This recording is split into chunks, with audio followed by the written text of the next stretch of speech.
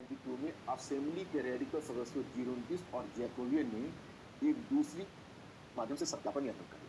France में राजतंत्र को समाप्त कर गणतंत्र स्थापित कर दिया गया। फ्रांस की क्रांति ने वैचारिक रूप में पुरातन यूरोपीय व्यवस्था को चुनौती दी, जिसके परिणाम स्वरूप फ्रांस और यूरोप के बीच युद्ध प्रारंभ हो गया और जैकोबियन आतंक को 1793-94 जैकोबियन नेता रॉबस्पियर के नेतृत्व में एक सर्व सत्तावादी निरंकुश सरकार की स्थापना। बहुत सिंपल सी चीज है, आप इसको देखेंगे तो आपको पता चल जाएगा। जैसे उग्र गणतंत्रवाद,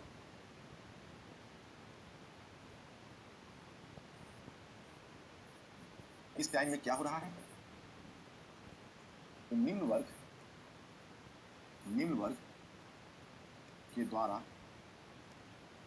के द्वारा क्रांति पर नियंत्रण स्थापित करना। निम्न वर्ग के द्वारा क्रांति पर नियंत्रण स्थापित करना। आपके मन में जिज्ञासा होगी आखिर निम्न वर्ग क्रांति पर नियंत्रण स्थापित करेगा, तो उसी क्रम में आप देखोगे जीरोनटिस्ट एवं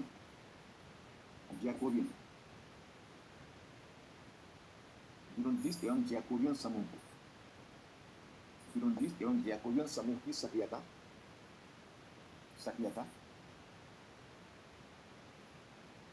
अब इसमें आप देखेंगे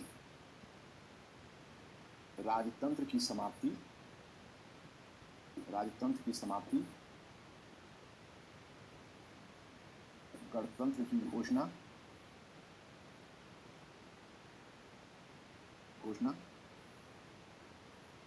नए संविधान। तो ये दूसरा संविधान फ्रांस में आ गया। जैसे 1791 में पहला संविधान आया था, इसमें विधानमंडल में एक ही सदन था, इसमें भी एक ही सदन, वह सदन नेशनल कन्वेंशन कहाएगा, मैं आपको बताऊंगा। और चौथा है जैकोबियन शासन, जिसको जैकोबियन आतंक भी कहा है, जैकोबियन शासन। अभी अपने आप में बड़ा इवेंटफुल पीरियड। इस इवेंटफुल पीरियड का सबसे पहली बात यह है कि जीरोनटिस्ट और जैकोबियन निम्न वर्ग के द्वारा क्रांति पर नियंत्रण क्यों स्थापित किया गया। तो पहले चरण में आपने देखा था कि मध्यवर्गीय नेतृत्व था, तो पहले निम्न वर्ग अभिनव शक्ति के रूप में चल रहा था। उसे उम्मीद थी कि मध्यवर्गीय नेतृत्व हमारे साथ कुछ न्याय कर सके, लेकिन मध्यवर्गीय नेतृत्व में ऐसा नहीं था। वह निम्न वर्ग को धोखा देता रहा। अंत में धीरे धीरे उसे भी समझ में आने लगी कि मध्य वर्ग हमें कहीं ना कहीं हमें धोखा दे रहा है, ठग रहा है। तो निम्न वर्ग ने आगे बढ़कर फिर अपना प्रभाव दिखाया, क्योंकि जीरोनटिस्ट और जैकोबियन कौन है? तो राजनीतिक दल, मैं आपको बताता हूँ, राजनीतिक दल।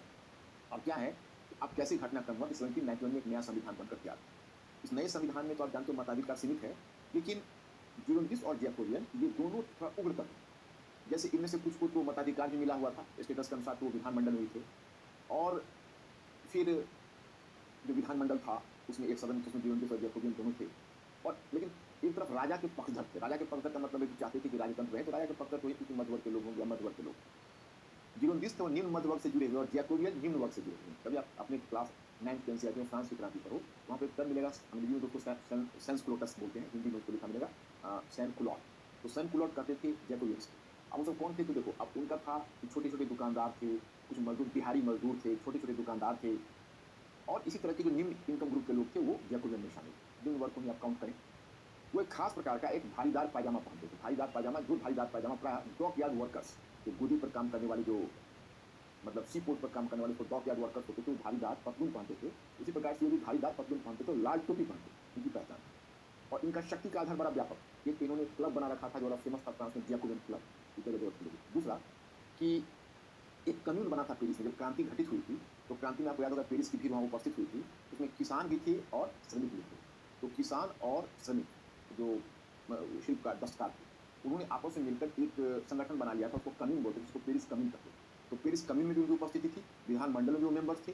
तो जीरोनटिस्ट जैकोबियंस पहले मिलकर काम करें, पहले दोनों मिलकर काम करें, और ये दोनों चाहते थे राजतंत्र समाप्त और गणतंत्र आगे। राजा के पक्षधर चाहते थे राजतंत्र बचाए। तो ये झमेला शुरू हुआ 1791 में, जब नया संविधान बनकर तैयार हुआ और जब विधानमंडल की कार्यवाही शुरू हुई, तो विधानमंडल में राजा के पक्षधर एक तरफ बैठे हुए थे और जीरोनटिस्ट और जैकोबियंस दूसरी तरफ बैठे हुए थे। तो दोनों के बीच मतभेद शुरू हुआ। तो जीरोनटिस्ट और जैकोबियंस उग्र सुधार चाहते थे, राजा के पक्षधर सुधार रोकना चाहते थे। एक चीज ध्यान रखना, आप लोग जब न्यूज़पेपर पढ़ते हो या कोई पुस्तक पढ़ते हो, दो टर्म से आपको बार बार वास्ता पड़ता है। एक टर्म आता है वामपंथ और दूसरा टर्म आता है दक्षिणपंथ। तो मैं इसको अभी स्पष्ट कर रहा हूँ, इसको आप भूलना मत। वामपंथ और दक्षिणपंथ भारतीय जीवन में काफी प्रचलित शब्द, या पूरे वर्ल्ड में आपको इसकी जो उत्पत्ति हुई थी फ्रांस की क्रांति से हुई। जो वामपंथ और दक्षिणपंथ जो शब्द है, इस शब्द की उत्पत्ति फ्रांस की क्रांति से हुई। तो फ्रांस की क्रांति का मध्य कहा जाता है कि मतलब क्रांति के मध्य नहीं, मैंने जो एक सदनीय विधानमंडल आपको बताया है, अगर आप एक सदनीय विधानमंडल को देखेंगे तो आपको पता चलता है कि इस विधानमंडल में दो तरह के लोग, एक तरफ राजा के पक्षधर थे और दूसरी तरफ जीरोन और जैकोबियन। अब सपोज करिए जहाँ मैं खड़ा हूँ वो स्पीकर का टेबल है, स्पीकर का चेयर है, और संयोग ऐसा था कि राजा के पकड़धर स्पीकर के दाएं हाथ में, जो अध्यक्ष है उसके दाएं भाग में बैठते थे, और जीरोन और जैकोबियन बाएं भाग में बैठते थे। तो अब जीरोन और जैकोबियन उग्र सुधारवादी थे, ये चाहते थे कि उग्र परिवर्तन हो, और राजा के पकड़धर परिवर्तन विरोधी थे। तो वहीं से वामपंथ और दक्षिण पंथ शब्द चल निकला। जो परिवर्तन के पक्षपाती है, उग्र सुधार और परिवर्तन को वामपंथी कहलाए। इन शब्दों का प्रयोग आगे मार्क्सवादी साम्यवादियों के लिए होने लगा और उग्र समाजवादियों के लिए, जिसकी चर्चा में आगे करूँ। और दक्षिणपंथी शब्द उन पार्टियों के लिए होने लगा जो कहीं ना कहीं परंपरा पर बल देते हैं, यथास्थितिवाद या स्टेटस पर बल देते हैं। तो ऐसी के लिए शब्द आया दक्षिण पर। तो मुझे लगता है कि अब आप लोग वामपंथ और दक्षिण पर इन दोनों शब्दों के ऑरिजिनेशन को समझ पाए। तो अब इन्होंने क्या किया कि पहले हमला किया राजमहल पर, और बड़ा ही राजा और उसकी रानी दोनों को गिरफ्तार कर लिया, और फिर 25 सितंबर 1792 में सितंबर 1792 में उन्होंने गणतंत्र की घोषणा फ्रांस में कर। राजतंत्र अब अवेट कर रहा था, उस पर कोई इन्होंने ट्रायल शुरू कर दिया, और अगले जनवरी 1793 में इन्होंने राजतंत्र को भी, मतलब किंग जो मोनार्क था लुईस 16 उसको मृत्यु दंड दे दिया। अगले साल उसकी रानी कर मृत्यु दंड दे। इसके बाद इस प्रकार से इन्होंने गणतंत्र की घोषणा की। हाँ, एक बात मैं आपको बताना चाहूँगा कि जिस समय जीरोन और राजा के पकड़धर और जीरोन जैकोबियन जो उग्र सुधारवादी थे, ये दोनों का आपस में तकरार हो रही थी, वही समय स्थिति ऐसी बनी कि फ्रांस और यूरोप के बीच युद्ध शुरू हुआ। यह भी होना, यह भी एक घटना है, उसको भी ध्यान रखना है कि फ्रांस और यूरोप के बीच जो युद्ध है, फ्रांस और यूरोप के बीच युद्ध भी होना है। और युद्ध क्यों होना है? तो अब इसमें देखो दिलचस्प बात यह है कि ऊपरी स्तर पर देखोगे तो जीरोन और जैकोबियन चाहते हैं युद्ध, और उधर राजा के पकड़धर भी चाहते हैं युद्ध। अगर ऊपरी तौर पर देखोगे तो पता चलेगा लुई 16वां जो फ्रांस का शासक है, उसकी पत्नी मेरी एंटोइनेट ऑस्ट्रिया की राजकुमारी। तो ऑस्ट्रिया के जो शासक फ्रांसिस है, वो अपनी बहन और बहनों की भविष्य को लेकर चिंतित है। उसी ने रूस के साथ, प्रशा के साथ, आदि के साथ एक गठबंधन किया, और फिर रेस्क्यू ऑपरेशन शुरू करने का निर्णय लिया ब्रिटेन का भी समर्थन से। लेकिन अगर आप ज़्यादा चाहें, उसके बाद दूसरा फैक्टर आप देखेंगे तो यह भी है कि इस युद्ध को रोकने के बजाय उग्र सुधारवादी और राजा के पकड़धर दोनों और उकसाने लगे। वजह क्या है कि उन दोनों को अपना अपना फायदा नजर आ रहा था। राजा के पकड़धर को लग रहा था कि अगर एक बार युद्ध होता है तो फिर युद्ध के माध्यम से जब विदेशी सेना आएगी वो राजा की शक्ति को पुनर्स्थापित कर देगी और क्रांति को दबा देगी, जो चाहते। और जो जीरोन और जैकोबियन को लगता था कि युद्ध शुरू हो जाए तो हम एक राष्ट्रीय युद्ध के नाम पर, नेशनल वॉर के नाम पर और फ्रांस की प्रतिष्ठा के नाम पर हम सारा इस युद्ध का उत्तरदायित्व राजा के सिर थोप देंगे कि भाई देखो राजतंत्र होने से कितनी हानि है, इस कारण से विदेशी हमला भी हो रहा है, और ये राजतंत्र हमारा कहीं ना कहीं विदेशियों से मिला हुआ है, और उसी प्रिटेक्स्ट पर हम राजतंत्र को। इनकी अपनी योजना अलग चल रही है। लेकिन इसमें एक हिस्टोरियन ने बड़ी अच्छी बात कही कि युद्ध का वजह थी, आप देखोगे कि आगे जब रशियन रेवोल्यूशन हुआ है तो रशियन रेवोल्यूशन में भी एक युद्ध हो गया। रशियन रेवोल्यूशन को जब कारण क्या है कि जब कोई देश इस तरह से उग्र सुधार की तरफ चल निकलता है, जब रेडिकल परिवर्तन हो जाती है, एक रेडिकल क्रांति हो जाती है, तो उसके पड़ोसी लोग भी डरने लगते हैं, क्योंकि खरबूजे को देखते ही खरबूजा रखता करता है। अब देखिए फ्रांस में क्या क्या घटनाएं हैं, एक दो घटनाएं तो मैंने आपको नहीं बताई। जैसे सामंतवाद का अंत हुआ तो सामंतों के विशेषाधिकार समाप्त हो गए, पादरियों के विशेषाधिकार समाप्त हो गए। फिर इतना ही नहीं हुआ, आगे क्रांतिकारियों ने चर्च की भूमि पर भी कब्जा कर लिया था। और फिर इतना ही नहीं बल्कि एक सिविल कॉन्स्टिट्यूशन ऑफ क्लर्जी लाई गई। सिविल कॉन्स्टिट्यूशन ऑफ क्लर्जी का मतलब है, ये सब ज़्यादा घटनाक्रम मैंने आपको बढ़ाया नहीं, क्योंकि उससे मुझे लगा कि आप पर लोड बढ़ जाएगा, उससे कोई खास फायदा नहीं मिलेगा। मेरी कोशिश दोनों है कि आपको ज़्यादा ना पढ़ना पड़े और आपका विजन इतना क्लियर हो कि कोई क्वेश्चन आपके हाथों से निकले नहीं। बल्कि मेरा यहाँ पर दोहरा उद्देश्य है कि जिस इतिहास के माध्यम से आप जीएस के अन्य खंडों को भी मुद्दे को सॉल्व कर सको और अपनी स्थिति को मजबूत कर सको। तो मैं आपको बता रहा था कि अब उसमें जब युद्ध शुरू होना है तो युद्ध में ये बात स्पष्ट हो गई कि भाई ये सामंत है, वो सामंत पीड़ित हुए फ्रांस में, क्योंकि उनके सामंतवाद को समाप्त कर दिया गया। कुछ सामंत जान बचाकर भाग गए। तो सिविल कॉन्स्टिट्यूशन ऑफ क्लर्जी लाया गया, मतलब तो सभी क्लर्जी से जितने पादरी हैं उनसे अपेक्षा की गई, आप लोग इसी संविधान को, सिविल कॉन्स्टिट्यूशन ऑफ क्लर्जी कहते हैं, पादरियों का संविधान, आप इस संविधान को साक्षी मानकर क्रांति के पक्ष में शपथ लीजिए और ये तय करिए कि आप लोग क्रांति के साथ। तो जब सिविल कॉन्स्टिट्यूशन ऑफ क्लर्जी पारित किया गया तो अब उनके लिए टेस्ट हो गया कि भाई हम इसको एक्सेप्ट करना पड़ेगा, दूसरा तो हमारे पास रास्ता है नहीं। तो बहुत सारे पादरी ऐसे थे जो शपथ नहीं लेना चाहते थे, वो देश छोड़कर भागने लगे। तो पूरी इधर राजतंत्र की हत्या हो गई, तो दंड मिल गया, उधर सामंतों को अपना अधिकार छोड़कर भागना पड़ा, बहुतों को। पादरी तो यहाँ से ये जो विस्थापित तत्व थे जो यूरोप में गए, वो यूरोप में क्रांति के विरुद्ध एक मानसिक वातावरण का तैयार। अब फ्रांस की क्रांति यूरोप में राजतंत्र, कुलीनबर्ग और चर्च, जिसको तुम पुरातन व्यवस्था कहते हो, फ्रांस की क्रांति यूरोप में राजतंत्र, कुलीनबर्ग और चर्च को डराने लगा। अगर फ्रांस पर यूरोप का हमला है, वह कोई एक देश का दूसरे देश पर हमला नहीं, यह फ्रांस और यूरोप के बीच का युद्ध नहीं है, यह पुराने फ्रांस और नए फ्रांस के बीच का युद्ध है। मतलब पुराने यूरोप और नए यूरोप के बीच का युद्ध है, क्योंकि अब क्रांति घटित हो गई तो फ्रांस की क्रांति यूरोप को डराने लगी है। तो यूरोप के जो नेतागण है वो ये सोच रहे हैं कि चलो फ्रांस की क्रांति का जो आग है, क्रांति की आग, वो हमारे दामन को जलाना शुरू करे, उससे पहले चलकर वहीं चलकर हम बुझा देते। इसी उम्मीद से आए, लेकिन लेने के देने पड़ जाएंगे। फ्रांस में ये राष्ट्रवाद की ताकत को मजबूत कर देगा, फ्रांस में उसकी रेवोल्यूशनरी वॉर का रूप ले लेगा, क्रांतिकारी युद्ध, और क्रांति ने इतनी ऊर्जा भी पैदा की है, नागरिक सेना की अवधारणा आएगी, फ्रांस एक विशाल सेना बनाएगी और आगे चलकर फ्रांस को नेपोलियन जैसा एक सेनापति का भी नेतृत्व मिलेगा और उल्टा यूरोप फ्रांस की क्रांति को क्या दबा पाता, फ्रांस ने उल्टा यूरोप को जीतना शुरू कर दिया। यूरोप में भी क्रांति ला दी, उसकी चर्चा हम आगे करेंगे।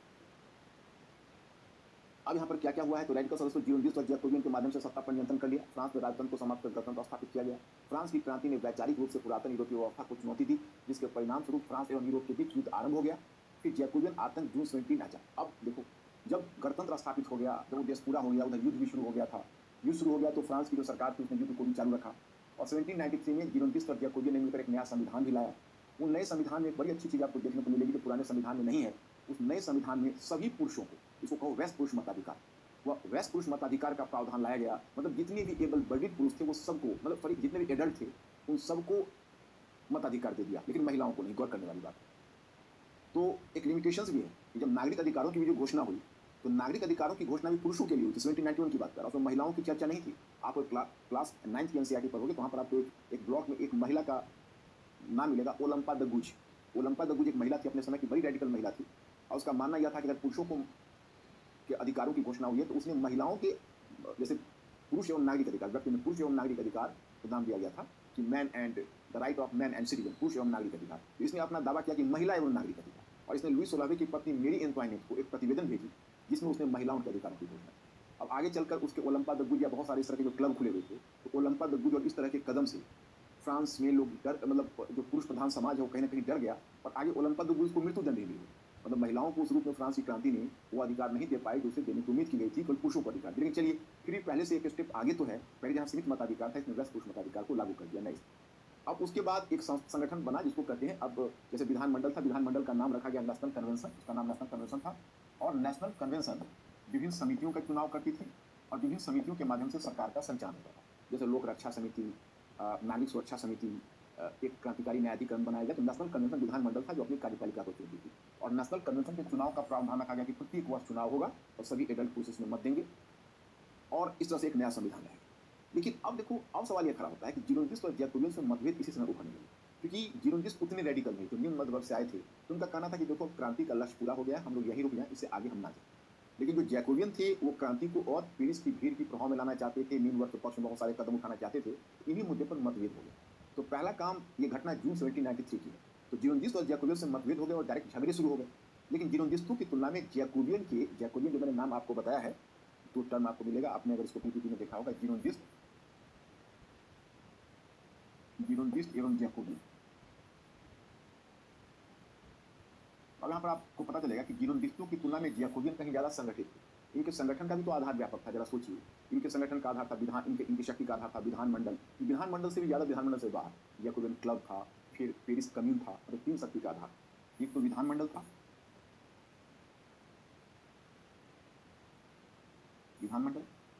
दूसरा जैकोबियन क्लब,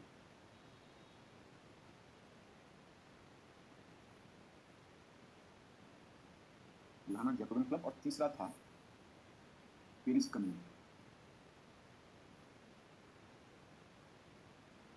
विधानमंडल, जैकोबियन क्लब और पेरिस कम्यून अभी ज़्यादा ताकतवर थे। तो जून 1793 की घटना है कि 20,000 लोगों की भीड़ आई, उसमें जैकोबियन कहीं अपने समूह होंगे और विधानमंडल पर हमला करके जितने जीरोनिस्ट मेंबर्स थे उनको बाहर निकालकर खींचकर मार डाला और फिर विधानमंडल पर कब्जा कर लिया। फिर जून 1793 से लेकर और जून 1794 तक फ्रांस में एक शासन रहा, उसी को जैकोबियन आतंक का नाम दिया जाता है। आप लोग शब्द सुनते होंगे जैकोबियन आतंक। तो जैकोबियन आतंक से आशय यही जून 1793 से 94 तक चलेगा। तो पहले तो कुछ महत्वपूर्ण जैकोबियन नेता उसमें शामिल हुए थे, जिसमें हरवर्ड था, दांते था, रॉसपियर था। फिर वह रॉसपियर ने धीरे धीरे अब वहाँ पर एक व्यक्ति का शासन बना लिया। रॉसपियर इतना ऑटोक्रेटिक हो गया कि अपने साथियों को भी वो बर्दाश्त नहीं कर सका और फिर धीरे धीरे हरवर्ड, दांते सबको रास्ते से हटाते हुए जैकोबियन मेंबर्स को, और उसने एक व्यक्ति की तानाशाही व्यवस्था स्थापित कर दी। कहते हैं कुछ आलोचक जिसको आप आधुनिक तानाशाही सरकार कहते हो, जिससे आगे नेपोलियन को भी प्रेरणा मिली और नेपोलियन के बाद मुसोलिनी और हिटलर जैसे इटली और जर्मनी के तानाशाहों को प्रेरणा मिली। वह जैकोबियन शासन से भी आगे कम्युनिस्ट गवर्नमेंट के भी कहीं ना कहीं जो बल प्रयोग या जिसे कहोगे डिक्टेटरशिप ऑफ प्रोलेटेरिएट क्लास है, यानी सरहारा के तानाशाही का जो मेथड है कार्ल मार्क्स का, वह भी कहीं ना कहीं जैकोबियन शासन से प्रभावित था। इस प्रकार से तुम समझ सकते हो कि जैकोबियन शासन का एक बहुत ही दूर तक इसका प्रभाव आपको देखने को मिलेगा। तो ये 1793 टू 94 तक चला है। इसमें था कैसे, इसके कुछ संगठन भी बने हुए थे, जैसे इसमें लोक रक्षा समिति है, जन सुरक्षा समिति है, क्रांतिकारी न्यायाधिकरण है, लेकिन प्रैक्टिकली यह एक व्यक्ति का शासन बनकर रह गया। जैसे उसमें एक बड़ा ही दुखद आपको सूचना मिलेगी कि एक्चुअली उस समय की जो गवर्नमेंट थी उसने एक मशीनरी लाई। उस मशीनरी को कहते हैं गिलोटिन। तो गिलोटिन नामक मशीनरी होती थी और उसमें जो भी सरकार से डिफर करता था उसका गला काटने वाली मशीन होती थी, उसको तुरंत क्रांतिकारी न्यायाधिकरण में उसके मुकदमे को लाया जाता। जो क्रांतिकारी न्यायाधिकरण का तो कोई रूल ऑफ लॉ तो फॉलो नहीं करता, वो एक तरीके से उन पर मुकदमा चला के और चार्ज लगा के उनको तुरंत मृत्यु दंड दे दिया गया। 10,000 से ज़्यादा लोगों को गिलोटिन पर चढ़ा दिया गया। तब क्रांति उग्र और हिंसक हो गई और अपने ही बच्चे को निगलने लगे। तो ये तो इसका नकारात्मक पक्ष है, लेकिन इसके कुछ सकारात्मक पक्ष है जो आपको आश्चर्य में डाल देंगे। अगर आपको जैकोबियन शासन पर भी अगर ये करना है तो इसके दोनों पक्ष आपके सामने हैं। जैकोबियन शासन के दोनों पक्ष आपके सामने हैं। एक पक्ष होगा नकारात्मक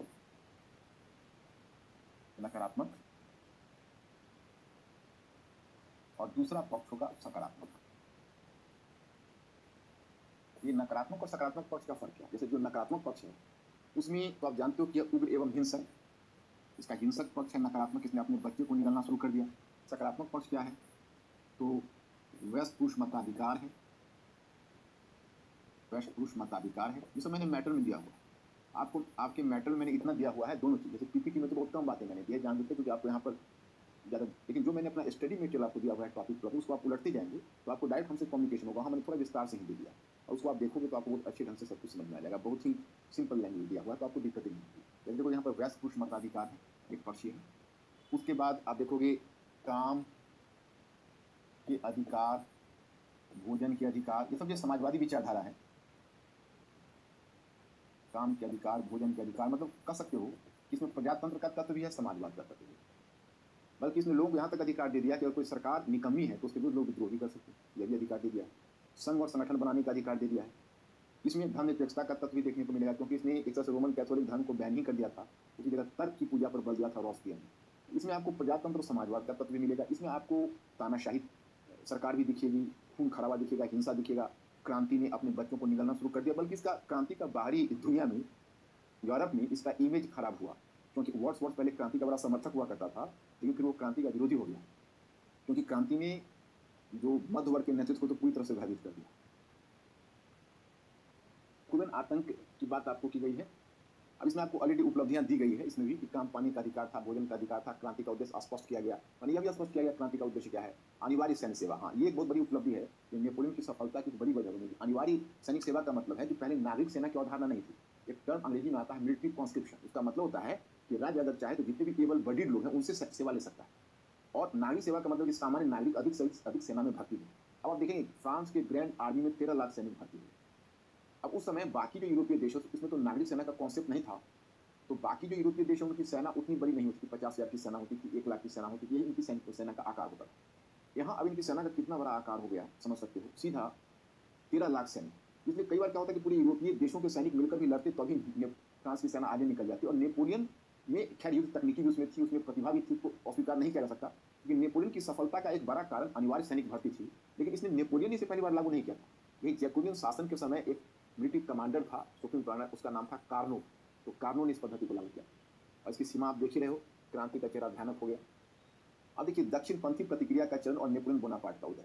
अब इसको हमने इसलिए दिया है कि दोनों को थर्ड और फोर्थ में अलग अलग नहीं बांटा है। फिलहाल आप यह जान लें कि 1794 में जैकोबियन शासन का अंत हो जाएगा। उसको फ्रांस के इतिहास में थर्मोडोरियन प्रतिक्रिया कहा जाता है। थर्मोडोरियन प्रतिक्रिया से घबराना नहीं है।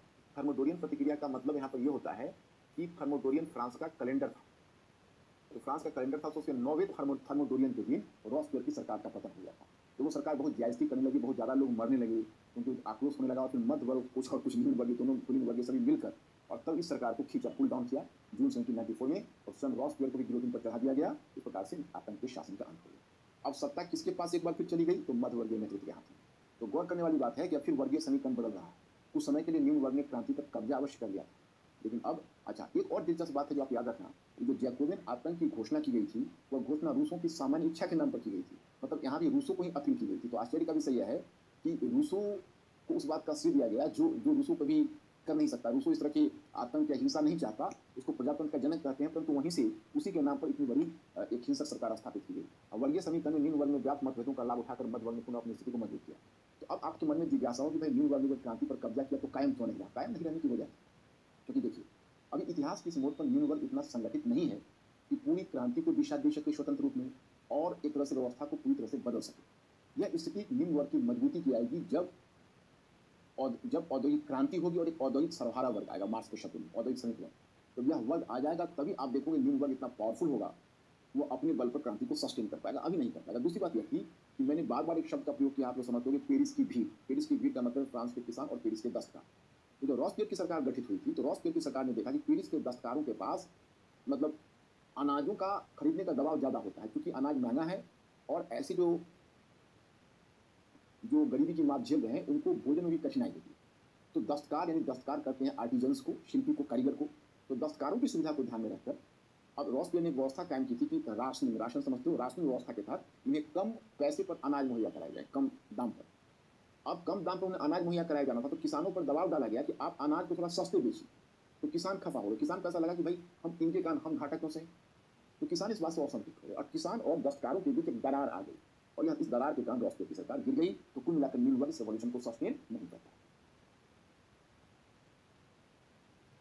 इसमें एक बीच में मैंने जानबूझ के छोड़ा कि मैंने आप मेरा स्टडी मटेरियल पर होगी, क्योंकि यहाँ तो हमें वर्टिकल डाइव ज़्यादा मारना नहीं, आप जानते हो। और आपको यह भी ध्यान रखना है कि आप जीएस के लिए टॉपिक को पढ़ रहे हो तो मेरी कोशिश ये होती है कि आपका ये बेहतरीन समझ हो, लेकिन आप अनावश्यक दबाव भी ना बने। मैं दो तीन बातें कहना चाहता हूँ कि जब क्रांति तीसरे चरण में, देखते हो कि जब थर्मोडोरियन प्रतिक्रिया के बाद जब जैकोबियन शासन का अंत हुआ तो उसके बाद क्या हुआ, उसके बाद 1794 में फिर क्रांति पर मध्य वर्ग का वर्चस्व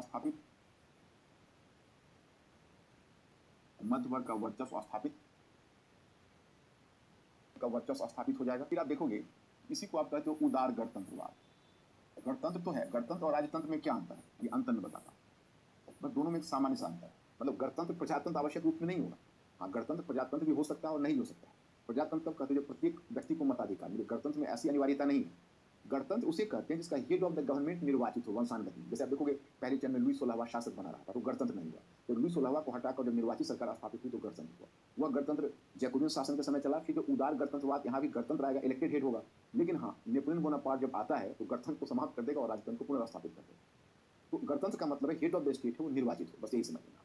उदार गणतंत्रवाद में इसको आप देखते हो कि 94 से लेकर 99 तक यह चला है। इसमें क्या हुआ है कि 1795 में अब देखो तीसरा संविधान आ गया। यह तीसरा संविधान आ गया, तीसरा संविधान। अब ये तीसरा संविधान में क्या है, इसमें विधानमंडल में देखो जानबूझकर उसको द्विसदनीय कर देता हूँ। द्विसदनीय का मतलब है दो सदन। जैसे आप देखो पहला जो 1791 में विधानमंडल गठित हुआ था नेशनल का वो राष्ट्रीय सभा नई कॉन्स्टिट्यूशन के आधार पर, वो अभी एक ही सदन था। और आगे जब जैकोबियन जीवन जिसको जब नया संविधान के आधार पर विधानमंडल आया था उसको नेशनल कन्वेंशन बोलते थे, परंतु वो अभी एक ही सदन था। उसमें हुआ क्या था कि एक सदन पर आधारित विधानमंडल होने से उस पर एक पार्टी हावी हो गई जिसका नाम है जैकोबियन, और उसने एक डिक्टेटर यानी तानाशाही सरकार स्थापित कर ली। इसलिए इस बार संभल कर दो सदन बनाए गए, ताकि इसलिए दो सदन बनाए गए ताकि एक किसी सदन पर एक पार्टी हावी ना हो और विधानमंडल पर किसी एक पार्टी का नियंत्रण ना हो। और जो कार्यपालिका शक्ति हो, कार्यपालिका विधानमंडल के बाद आगे कार्यपालिका आती है, इसका निर्वाचन देखो ऐसा नहीं है कि विधानमंडल के लोग कार्यपालिका का निर्वाचन करते थे, इनका अलग होता था, इनका अलग होता था। परंतु कार्यपालिका 5 डायरेक्टर में निहित होती, 5 डायरेक्टर में निहित होती। इसको कहते हैं डायरेक्टरी का शासन। ओके, डायरेक्टरी का शासन बोलते 5 डायरेक्टर शासन का संचालन करते थे। इसमें इस बात का ध्यान रखा गया था कि कोई एक पार्टी का महत्व इतना न बढ़ जाए कि जैकोबियन शासन की पुनरावृत्ति हो। तो चलिए आगे पार्टी का महत्व तो नहीं बढ़ा, परंतु एक व्यक्ति का महत्व बढ़ गया जिसका नाम है नेपोलियन बोनापार्ट। अब शुरू होता है नेपोलियन बोनापार्ट का कैरियर यहीं से। डायरेक्टरी के शासन के समय, वैसे देखो नेपोलियन ओरिजिनली इटली में एक जगह कोर्सिका द्वीप वहां से था। वो तो फ्रांसीसी नागरिक हो भी नहीं पाता, परंतु फॉर्चुनेटली क्योंकि उसके जन्म से थोड़ा पहले कोर्सिका द्वीप फ्रांस में आ गया था तो नेपोलियन बन गया फ्रांस का नागरिक। कुलीन परिवार से ही था, लेकिन उसके घर वाले अब तक निर्धन हो चुके थे, उसकी भी कंडीशन अच्छी नहीं। खैर वो प्रतिभाशाली था। फ्रांस के एक मिलिट्री स्कूल में उसका सिलेक्शन हुआ और फिर उसे इसी में शिक्षा मिली। जब वो मिलिट्री स्कूल से पास आउट हुआ तो फिर कॉलेज में भी मिलिट्री कॉलेज में गया और विशेषकर आर्टिलरी में उसने कुछ विशेष निपुणता हासिल की, जो आगे चलकर एक सैनिक जनरल के रूप में उसकी आर्टिलरी के फील्ड में निपुणता काफी काम आई। जब उसने अपने कॉलेज की शिक्षा पूरी की तो उसको सेकंड लेफ्टिनेंट के पद पर मृत्यु हुई, परंतु वो अपनी प्रतिभा के बल पर आगे बढ़ता चला। एक्चुअली 1795 में तो जो पुराने जैकोबियंस थे, हालाँकि जैकोबियन शासन तो समाप्त हो चुका था, परंतु उनकी विचारधारा को मानने वाले लोग जहाँ-तहाँ थे। जो पुराने कुछ जैकोबियंस थे, उन जैकोबियंस ने कुछ-कुछ खास क्षेत्रों में विद्रोह किया। तो विद्रोह किया तो प्रशासन ने उसे नेपोलियन को दबाने के लिए, उस विद्रोह को दबाने के लिए नेपोलियन को भेजा। तो नेपोलियन उस विद्रोह को दबाने के लिए गया, तो उसी में नेपोलियन ने दबाने के क्रम में नेपोलियन ने अपनी योग्यता सिद्ध कर दी। तो पहली बार जो डायरेक्टरी की सरकार थी, उसका ध्यान नेपोलियन की प्रतिभा पर गया। उस समय फ्रांस का आपको मैंने बताया था कि जैकोबियन शासन के समय ही फ्रांस का शेष यूरोप से युद्ध छिड़ चुका था। तो यूरोप में अब बहुत सारे देश थे, उसमें कई गठबंधन बने, जैसे पहला गठबंधन था, फिर द्वितीय गठबंधन बना, फिर तीसरा गठबंधन बना, फिर चतुर्थ गठबंधन नेपोलियन को पराजित करेगा। अभी पहला गठबंधन ही चल रहा है। तो जब ये देश मिलकर जब फ्रांस से लड़ रहे थे, तो फ्रांस ने भी अपनी ग्रैंड आर्मी बना रखी थी। तो अलग-अलग कमान बना रखा था। इटली और ऑस्ट्रिया से लड़ने वाली सेना, रूस से लड़ने वाली सेना, ब्रिटेन से लड़ने वाली सेना, सब अलग-अलग कमान थे। तो नेपोलियन ने जब यह योग्यता सिद्ध कर दिया अपनी, तो उसको इटली और ऑस्ट्रिया से लड़ने वाली सेना का प्रधान बना दिया गया। ये घटना 1796 की। तो नेपोलियन ने इटली को पराजित किया और विशेषकर ऑस्ट्रिया को 1797 में पराजित कर दिया। और पराजित करने के बाद और तब ऑस्ट्रिया के जो शासक है, उस पर उसने कैंपिये फॉर्मियो, अब उसको मैं जानबूझ के उसको नहीं आपको नोट डाउन करवाता, क्योंकि आपको याद रखने की जरूरत नहीं है। नेपोलियन के कैरियर से संबंधित मैं आपको एक कहानी बता देना चाहता, ताकि नेपोलियन बोनापार्ट में आपकी जिज्ञासा बनी रहे और नेपोलियन के बारे में आपको कुछ आवश्यक सूचना प्राप्त हो। अन्यथा इसका हमारे एग्जाम से कोई लेना देना नहीं। तो 1797 में उसने ऑस्ट्रिया पर कैंपिये फॉर्मियो की संधि भी ठोक दी। जब वो संधि करने गया था, तो पहली बार ऑस्ट्रिया के राजप्रसाद में, उसके पैलेस में बैठकर बराबरी के स्तर पर समझौता किया था एक सैनिक जनरल। इससे नेपोलियन की शक्ति और प्रतिष्ठा काफी बढ़ गई। आगे उसको ऑस्ट्रियाई साम्राज्य की राजकुमारी से विवाह भी हुआ। और ऑस्ट्रिया की राजकुमारी कोई साधारण नहीं, तो हैब्सबर्ग वंश और पवित्र रोमन साम्राज्य मैंने पीछे जो बताया है, तो आपको याद होगा मैंने पवित्र रोमन साम्राज्य कैरोलिंगियन वंश से बताया था। इन कैरोलिंगियन वंश की समाप्ति के बाद जब हैब्सबर्ग वंश की स्थापना, कैरोलिंगियन वंश की का जब पतन हुआ, तो हैब्सबर्ग वंश की प्रतिष्ठा तब तक काफी बढ़ गई थी। तो हैब्सबर्ग वंश के शासक ही पवित्र रोमन साम्राज्य के पद को सुशोभित कर रहे। उसी क्रम में आपको सूचना मिलती है कि ऑस्ट्रिया की एक राजकुमारी ने हैब्सबर्ग वंश की राजकुमारी से उसका विवाह हुआ। उसका बेटा कम से कम आधा हैब्सबर्ग हो गया, आप समझ सकते हैं। तो नेपोलियन की प्रतिष्ठा काफी बढ़ गई थी। अब उसके बाद वो 1798 में अपना देश लौट कर जब आता है 1797 में, तो अब उसकी उपस्थिति से some डायरेक्टर्स भी भगे, क्योंकि नेपोलियन को फ्रांस में इतनी शक्ति और प्रतिष्ठा बढ़ रही है कि डायरेक्टर्स को भय हो रहा है कि कहीं ऐसा ना हो या इतना महत्वाकांक्षी हो जाए कि हमारे लिए या सरकार के लिए खतरा बन जाए। तो डायरेक्टरी की सरकार ने इसे जानबूझकर इस बात के लिए उकसाया कि तुम ब्रिटेन के विरुद्ध अभियान करो, क्योंकि ब्रिटेन सबसे पावरफुल था और उसे हरा अभी तक फ्रांस पराजित नहीं कर पाया था। तो कहा जाता है किसी डायरेक्टर ने नेपोलियन को बड़ा ही भावुकतापूर्वक गलवाही डालकर कहा कि बेटे अब समय आ गया है, इन समुद्री डाकुओं को खदेड़ दो। समुद्री डाकुओं को खदेड़ दो से मतलब यह है कि अब ब्रिटिश को यहाँ से निष्कासित कर दो। तो नेपोलियन तो जानता था कि यह इतना बड़ा कार्य भावुकता से पूरा नहीं हो सकता, क्योंकि वह ब्रिटेन की कैपेसिटी को जानता था कि उसका ग्लोबल एम्पायर है। तो उसने एक दूसरी वैकल्पिक योजना बनाई। उसने सोचा कि ब्रिटेन की शक्ति का आधार उसका पूर्वी साम्राज्य, जैसे आपने सुना होगा किसी राक्षस की जान उस तोते में होती है, तो राक्षस को मारना है तो तोते की गले उमेर देते वो राक्षस मर जाए। तो उसका मानना है कि इसके हम पूर्वी साम्राज्य को ध्वस्त कर देंगे, तो फिर ब्रिटेन खुद घुटने टेकने पर मजबूर हो जाए। मतलब कहता था कि it is a country of shopkeepers. तो जब उसके व्यापार को धक्का लगेगा तो सस्टेन नहीं कर पाए। तो जब वह अपनी सेना लेकर वह यहाँ से मिस्र की तरफ अभियान की, घटना 1798 की।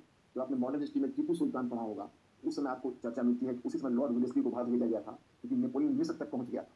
उस योजना की, क्योंकि मिस्र रास्ते पर पड़ता था, वो भी ब्रिटिश, वहाँ पर भी ब्रिटिश का नियंत्रण और प्रभाव था। तो उसने सोचा कि चलो मिस्र पर हम कब्जा कर लेते, तो अगर मिस्र पर हमारा कब्जा हो जाएगा, ब्रिटेन का ये मानना था। उस वक्त ब्रिटेन का नियंत्रण नहीं था, मिस्र एक तरह से इंडिपेंडेंट ही था, ऑटोमन साम्राज्य के अंतर्गत था। तो उसने मिस्र का अभियान किया कि मिस्र पर अगर हमारा नियंत्रण हो जाएगा, तो हम फिर यहाँ से भारत भी जा सकते हैं और फायर क्रॉस करके और फिर ब्रिटिश साम्राज्य को ध्वस्त कर देंगे। तो मिस्र का अभियान किया, परंतु उसी समय एक ब्रिटिश कमांडर नेल्सन था, उसने उसका पीछा कर दिया और मिस्र में पिरामिडों का युद्ध हुआ नेल्सन और नेपोलियन के बीच, लेकिन नेपोलियन हार गया नेल्सन का। तो उधर भारत की तरफ बढ़ने का सपना तो खंडित हो गया, और लेकिन वो कुछ समय तक वहीं पर डटा रहा और फिर उसने अपने कुछ चुने हुए अंगरक्षकों को साथ में लेकर वहां से फ्रांस की तरफ कूच कर गया। तो जब वो फ्रांस आया, तो हालांकि वह मिस्र में पराजित होकर आया था, परंतु उसके बाद भी फ्रांस की जनता उसके इतने बड़े अभियान के विजय के रूप में देख रही थी और फ्रांस की बढ़ती प्रतिष्ठा के रूप में देख रही थी। तो नेपोलियन बोनापार्ट को पूरी जनता ने अपने नायक की तरह स्वागत किया। नेपोलियन ने इस अपॉर्चुनिटी का लाभ उठाया और 1799 में उसने डायरेक्टरी के शासन को का अंत कर दिया। और आपको आश्चर्य होगा कि 1799 में नेपोलियन ने अपनी सत्ता पर कब्जा किया। नेपोलियन ने 1799 में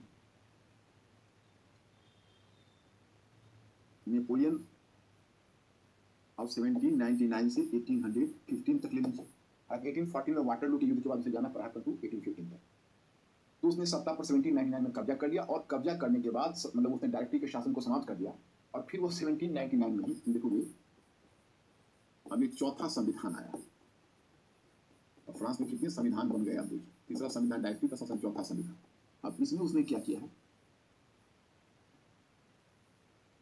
इसमें उसने विधानमंडल विधानमंडल नए संविधान नेपोलियन के संविधान में विधानमंडल क्या था, त्रिसदनीय था। हाँ, एक चीज ध्यान रखना है कि जो जैकोबिन शासन के समय जो व्यस्त पुरुष मताधिकार था उसको डायरेक्टरी के शासन ने ही समाप्त कर दिया था। तो व्यस्त पुरुष मताधिकार को डायरेक्टरी के शासन ने ही समाप्त कर दिया था और नेपोलियन ने भी उसे समाप्त ही माना। डायरेक्टरी के शासन ने ही विधानमंडल सॉरी उस व्यस्त पुरुष मताधिकार को समाप्त कर दिया था और नेपोलियन ने भी सीमित मताधिकार दिया अपने संविधान में। और त्रिसदनीय का मतलब है इसमें अब 3 सदन होंगे। तो मतलब जैकोबियन शासन 1 सदन, डायरेक्टरी शासन 2 सदन और नेपोलियन के विधानमंडल में 3 सदन। और फिर इतना ही नहीं बल्कि कौंसल कार्यपालिका कार्यपालिका ये तो विधानमंडल की शक्ति और कार्यपालिका शक्ति कैसे आई, तो कार्यपालिका शक्ति आ गई 3 कौंसलों कौंसल यानी मंत्री की तरह 3 कौंसल। और इतना ही नहीं बल्कि आपको सूचना मिलती है कि 3 कौंसल जो है उसमें प्रथम कौंसल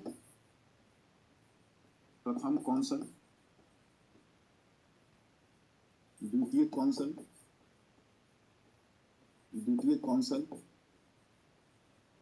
और तृतीय कौंसल, यानी प्रथम कौंसल, द्वितीय कौंसल और तृतीय कौंसल। और प्रथम कौंसल के पद पर स्वयं नेपोलियन स्थापित हो गए। ये घटना है 1799, ठीक। और फिर 10 वर्ष के लिए प्रथम कौंसल हुआ था, 10 वर्ष के लिए। और देखिए पहले 10 वर्ष के लिए प्रथम कौंसल हुआ था, फिर जीवन भर के लिए 1802 में अपने आप को जीवन भर के लिए प्रथम कौंसल बना दिया और घोषित कर दिया। और तीसरा है 1804 में फ्रांस का सम्राट 1804 में फ्रांस का सम्राट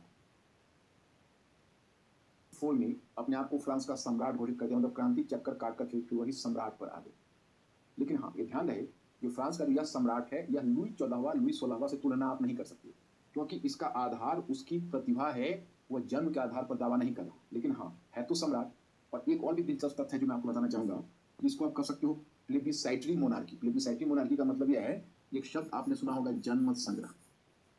नेपोलियन ने एक नई पद्धति चलाई कि एक है कि पार्लियामेंट की अवहेलना कर दीजिए और बदले में डायरेक्ट जनता, इस तरह के जो बहुत सारे डेमागोग और इस तरह के जो क्या बोलते हो जो बहुत सारे लीडर्स ऐसे होते हैं जो कहीं ना कहीं वो जिंगोइस्ट होते हैं, तो वह कई बार लोगों तक ही डायरेक्ट अपील पहुंचाना चाहते हैं क्योंकि उससे उनको फायदा होता है। कॉमन पीपल तो भावुक होते हैं, टेक्निकलिटीज को समझ नहीं सकते हैं, और सांसद तो टेक्निकलिटीज को समझेंगे तो क्या करते हैं, प्राय संसद की अवहेलना कर देते हैं, उसकी जगह वो प्लेबिसाइट या जनमत संग्रह जैसे पद्धति पर बल देते हैं और अपने प्रत्येक जायज और नाजायज कदम को प्लेबिसाइट के माध्यम से स्वीकृत करवा लेते हैं। तो नेपोलियन बोनापार्ट ने कहीं ना कहीं प्लेबिसाइटरी थिंग को जन्म दिया है, प्लेबिसाइट को इंट्रोड्यूस किया है और उसके माध्यम से वह अपने आप को नए ढंग से प्रस्तुत करने की कोशिश कर रहा है। तो ये हुआ आपको फ्रांस का सम्राट 1804 तक हो गया। अब वो और भी कई तरह के सुधार लाएगा राजनीतिक क्षेत्र में तो आपने देखा ही क्या किया, आर्थिक क्षेत्र में भी वो औद्योगिकरण को प्रोत्साहन देगा, औद्योगिक प्रदर्शनी लगाएगा, कर व्यवस्था का सुधार करेगा, बैंक ऑफ फ्रांस की स्थापना करेगा, फिर वो प्रत्यक्ष कर की जगह अप्रत्यक्ष कर पर विशेष रूप से बदलेगा। सामाजिक क्षेत्र में वो नेपोलियन कोड लाएगा 1804 में, नेपोलियन कोड